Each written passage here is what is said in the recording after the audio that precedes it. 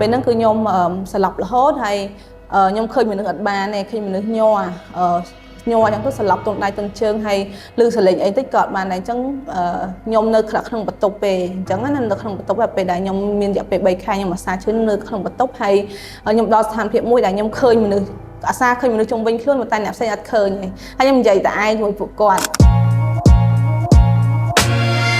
មែនតើត្រឡប់ទៅការនៅវិទ្យាល័យខ្ញុំបានព្យួរការសិក្សាមួយឆ្នាំថ្នាក់ទី12ដែលត្រៀមប្រឡងថ្នាក់ទី12ហ្នឹងដោយសារខ្ញុំមានបញ្ហាសុខភាពហើយកាលហ្នឹងខ្ញុំដំបូងឡើយគឺស្ថានភាពនៅពេលរៀនហ្នឹងគឺឈឺរហូតរយៈពេល3ខែហ្នឹងគឺខ្ញុំស្លាប់មួយអាទិត្យស្លាប់2ដងមួយអាទិត្យស្លាប់2ដងអញ្ចឹងណាហើយទម្រាំឈានដល់ការបោះបង់ការសិក្សាហ្នឹងគឺរយៈពេល3ខែហើយកាលហ្នឹងពិបាកចិត្តច្រើនដោយសារតែទាំងអ្នកផ្ទះទាំងមិត្តភ័ក្តិទាំងគ្រូអីហ្នឹងក៏គាត់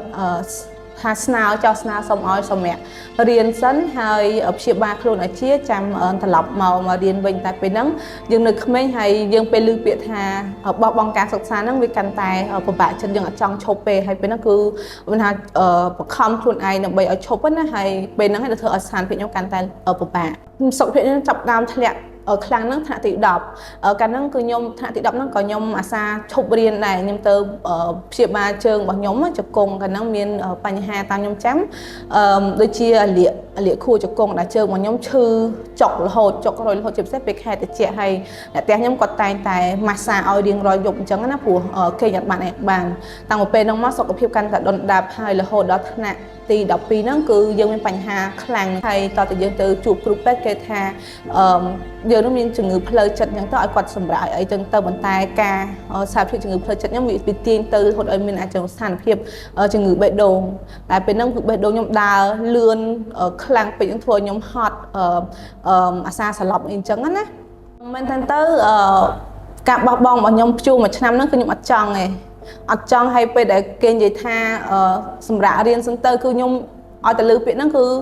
ទឹកភ្នែកស្រក់ហ្មងយំរហូតហ្មងនៅលើពេទ្យនៅលើក្រែពេទ្យក៏ដោយឲ្យតែលើពាក្យថាសម្រាប់រៀនសិនទៅព្យាបាលសិនទៅគឺពេលហ្នឹងអារម្មណ៍ខ្ញុំពិបាកហើយយើងអត់ចង់ឲ្យស្អាតយើងស្រឡាញ់ការរៀនហ្នឹងអីដែលវាមកជំរុញទឹកចិត្តខ្ញុំឲ្យបន្តមកវិញហ្នឹងទាំងដែលអ្នកជុំវិញខ្លួនបងប្អូនអ្នកជិតខាងគេថាមិនបាច់រៀនទៀតទេចង់ថានៅផ្ទះលក់ដូរអីចឹងទៅព្រោះសុខភាពយើងខ្សោយអញ្ចឹងណាប៉ុន្តែសម្រាប់ខ្ញុំដោយសារតែខ្ញុំទីមួយខ្ញុំចង់ប្រឡងទី12ហើយមានក្តីស្រមៃចង់រៀនតនៅភ្នំពេញហើយកាលហ្នឹងគឺស្រឡាញ់ជំនាញតំណែងអន្តរជាតិអត់ដឹងថាជំនាញហ្នឹងអីគេប៉ុន្តែលើគេនិយាយថាធ្វើការនៅនឹងធ្វើការនៅទូនអីលោអញ្ចឹងយើងចង់ឲ្យអាក្តីសម័យយើងនឹងខ្លាចជាការពិតអញ្ចឹងក៏ស្នាក់ចិត្តថាត្រូវតែបន្តមកវិញហើយមួយទៀតអ្នកផ្ទះខ្ញុំដែរអ្នកផ្ទះខ្ញុំមែនតើម៉ាក់ប៉ាខ្ញុំមិនអត់ចេះអក្សរទេហើយប៉ាខ្ញុំចេះបានតិចតួចប៉ុន្តែពួកគាត់ជំរុញខ្ញុំខ្លាំងនៅក្នុងការអប់រំហ្នឹងណាគាត់ថាទោះអស់អីក៏ដោយត្រូវតែជំរុញឲ្យមករៀនហើយខ្ញុំមើលឃើញសារៈប្រយោជន៍នៃចំណេះដឹងហ្នឹងហើយចង់បន្តក្តីសម័យខ្លួនឯង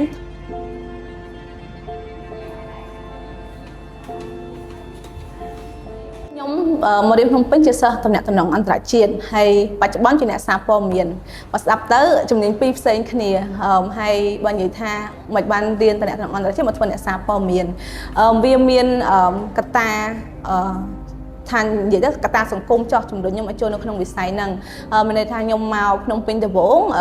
ខ្ញុំចូលរួមការងារជាមួយនឹងអង្គការសង្គមស៊ីវិលអីផ្សេងហ្នឹងច្រើនអញ្ចឹងទៅក៏មើលឃើញបញ្ហាច្រើនដែលកើតឡើងក្នុងសង្គមហ្នឹងហើយគិតថាតើមានវិធីណាខ្លះដែលខ្ញុំអាចចូល involve នៅក្នុងហ្នឹងកាន់តែស៊ីជម្រៅបានជំរុញឲ្យខ្ញុំធ្វើជាអ្នកសារព័ត៌មានដែលជំរុញឲ្យមានគណនេយ្យភាពនៅក្នុងសង្គមតម្លាភាពនៅក្នុងសង្គមអីហ្នឹងជាដើមហើយខ្ញុំក៏ចាំបានដែរថាកាលពីឆ្នាំ2023ស្ថាប័នសារព័ត៌មានមួយត្រូវបានបិទហើយពេលហ្នឹងគឺមានពលរដ្ឋម្នាក់ដែលគាត់ជាជនរងគ្រោះបញ្ហាដីធ្លីហ្នឹងគាត់និយាយមុខខ្ញុំហ្មងគាត់ថា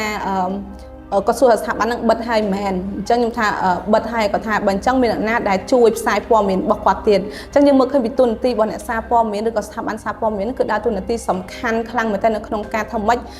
ស្វែងរកយើងមិនមែនជាអ្នកដោះស្រាយបញ្ហាប៉ុន្តែព័ត៌មានបញ្ហាទាំងអស់ហ្នឹងដើម្បីឲ្យថ្នាក់ដឹកនាំក៏បានដឹងឮថាបញ្ហាហ្នឹងកើតឡើងនៅមូលដ្ឋានហើយអត់មានដំណោះស្រាយទេអញ្ចឹងអ្វីជាដំណោះស្រាយសម្រាប់ពួកគាត់ពិបាកសម្រាប់មនុស្សស្រីពេលដែលខ្ញុំធ្វើរឿងបញ្ហាស៊ើបបញ្ហារសើបរឿងមួយចំនួនដែលយើងត្រូវចុះទៅមូលដ្ឋានផ្ទាល់នៅក្នុងព្រៃឬតំបន់ឆ្ងាយហ្នឹងវារៀងប្រឈមនឹងបញ្ហាសុវត្ថិភាពបន្តិចហើយសម្ពាធ សម្ពាធមួយចំនួនដែលយើងទទួលបានការរើសអើងឬមួយក៏ការបៀតបៀនអីពីមជ្ឈដ្ឋានជុំវិញ